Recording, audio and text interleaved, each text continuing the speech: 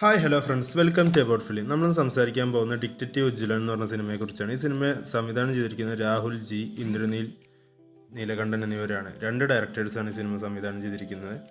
ഈ സിനിമയുടെ കഥയും തിരക്കഥയും ഒരുക്കിയിരിക്കുന്ന അവർ തന്നെയാണ്. ഈ സിനിമ പ്രൊഡ്യൂസ് ചെയ്തിരിക്കുന്നത് സോഫിയ പൗളാണ്, വീക്കെൻഡ് ബ്ലോക്ക് ബസ്റ്റേഴ്സിൻ്റെ ബാനറിൽ. ഇത് വീക്കെൻഡ് ബ്ലോക്ക് ബസ്റ്റേഴ്സിൻ്റെ സിനിമാറ്റിക് യൂണിവേഴ്സിൻ്റെ ഫസ്റ്റ് ഫിലിമല്ല, സെക്കൻഡ് ഫിലിമാണ്. ഫസ്റ്റ് ഫിലിം മിന്നൽ മുരളിയാണ്. ഇത് ബേസിൽ ജോസഫിൻ്റേതായ ഒരു യൂണിവേഴ്സിൽ നിന്നും ഉരുത്തിരിഞ്ഞു വരുന്നതാണെന്നാണ് പറയപ്പെടുന്നത്.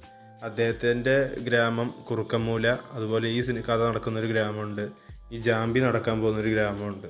അങ്ങനെ ഈ മൂന്ന് സിനിമയാണ് ഇപ്പോൾ ഈ സിനിമാറ്റിക് യൂണിവേഴ്സിൽ നിന്നായി വരാനിരിക്കുന്നത്. അതായത് വന്നത് ഇപ്പോൾ ഈ രണ്ടെണ്ണം, ഇനി വരാനുള്ള ജാമ്പി. അതിൻ്റെ ഒരു പ്രൊമോ ടീസർ ഈ സിനിമയുടെ ക്ലൈമാക്സിൽ പോസ്റ്റ് ക്രെഡിറ്റ് സീനായിട്ട് ഇട്ടിട്ടുണ്ട്. അതെല്ലാവരും കണ്ടിട്ട് വേണം ഇറങ്ങിപ്പോരാ കേട്ടോ. പടത്തിൽ പ്രധാന കഥാപാത്രങ്ങളെ അവതരിപ്പിച്ചിരിക്കുന്നത് ധ്യാൻ ശ്രീനിവാസൻ, അമീൻ ആൻഡ് ടീം, സൈജി വിൽസൺ, പിന്നെ റോണി ഡേവിഡ്, നസീർ കോട്ടയം നസീർ, നവാസ് കോട്ടയം നവാസ്, ഇവരൊക്കെയാണ് ഈ സിനിമയിൽ പ്രധാന കഥാപാത്രങ്ങളെ അവതരിപ്പിച്ചിരിക്കുന്നത്. പിന്നെ ഈ സിനിമയുടെ മ്യൂസിക് ചെയ്തിരിക്കുന്നത് റമീസ് ആർസി, എഡിറ്റിംഗ് ചമൻ ജാക്കോ, പിന്നെ ക്യാമറ വർക്ക് ചെയ്തിരിക്കുന്നത് പ്രേമക്കാറ്റ് ആൻഡ് ശ്രേയന്തി. സിനിമയുടെ ടെക്നിക്കൽ സൈഡൊക്കെ അത്യാവശ്യം ഡീസൻ്റ് ആയിട്ടുണ്ടായിരുന്നു. പിന്നെ സിനിമയുടെ മ്യൂസിക്കും നമുക്ക് ആ സിറ്റുവേഷനിൽ ബ്ലെൻഡായി പോകുന്നതുകൊണ്ട് തന്നെ അധികം ബോറില്ലാത്ത കിടിലം മ്യൂസിക്കായിരുന്നു. പ്രത്യേകിച്ച് ബീറ്റുകളൊക്കെ അടിപൊളിയായിട്ടുണ്ട് കേട്ടോ. ബാക്ക്ഗ്രൗണ്ട് മ്യൂസിക്, സോങ്സ് അങ്ങനെ ഇല്ല, ആകെ 1-2 സോങ്സുകളുള്ളൂ. നല്ല അടിപൊളിയായിട്ടാണ് പ്ലേസ് ചെയ്തിട്ടുണ്ട്. ഇനി നമുക്കിതിൽ ഓരോരുത്തരെ പറ്റി പറയാം, കാസ്റ്റിനെ പറ്റിയിട്ട്.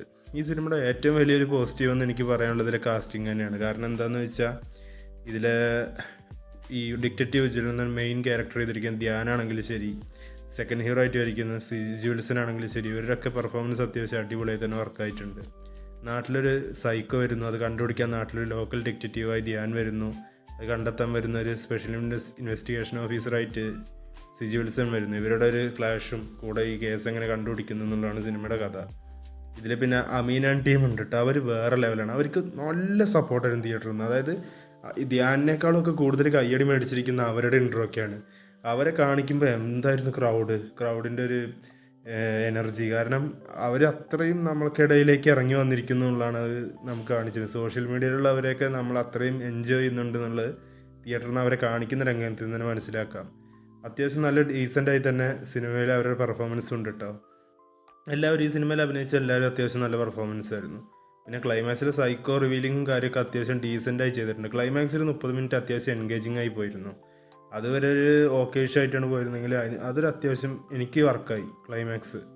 പിന്നെ പോസ്റ്റ് ക്രെഡിറ്റ് സീൻ കാണാൻ ആരും മറക്കരുത്. അത്യാവശ്യം ഡീസൻ്റായി തന്നെ ചെയ്ത് വെച്ചിട്ടുണ്ട്. ഇനി അടുത്ത പടം വരുമ്പോൾ നമുക്ക് വെയിറ്റ് ചെയ്യാനുള്ളൊരു മുതലൊക്കെ ഉണ്ടെന്നാണ് തോന്നുന്നത്.